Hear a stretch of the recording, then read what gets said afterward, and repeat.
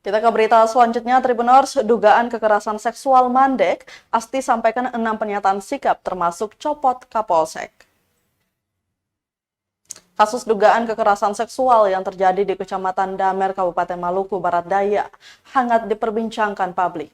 Pasalnya peristiwa yang merenggut nyawa korban SGR diduga tidak ditangani secara profesional oleh aparat Polsek Damer.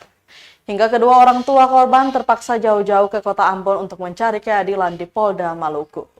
Aliansi Sahabat Sasti atau ASTI yang terdiri dari GMBK, Gerakan Bersama Perempuan Maluku, LBH KH Fakultas Hukum Unpati, LBH UKIM, LBH IM Maluku, Persatuan Pemuda Pelajar Mahasiswa Damer atau P3MD, Gerakan Mahasiswa Leti atau GML, Perhimpunan Pemuda Pelajar Wetar dan Lirang atau P3WL, Ikatan Keluarga Hila Solat Oirley atau IKHSO.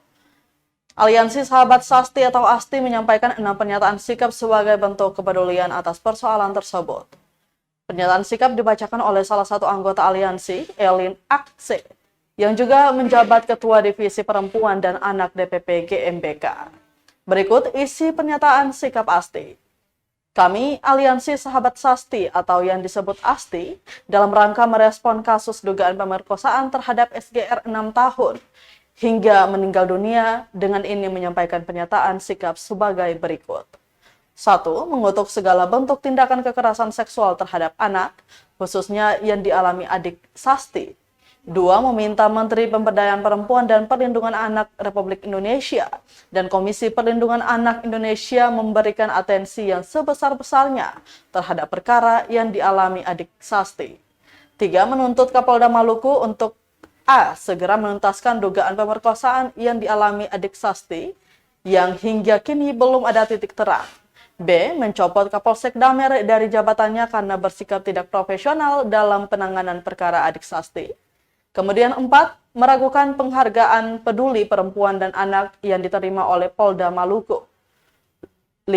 Menuntut pemerintah Kabupaten Maluku Barat Daya, terkhususnya Dinas Sosial Pemberdayaan Perempuan dan Perlindungan Anak Kabupaten MBD untuk proaktif dalam perkara kekerasan seksual terhadap anak di MBD, khususnya perkara yang menimpa adik Sasti.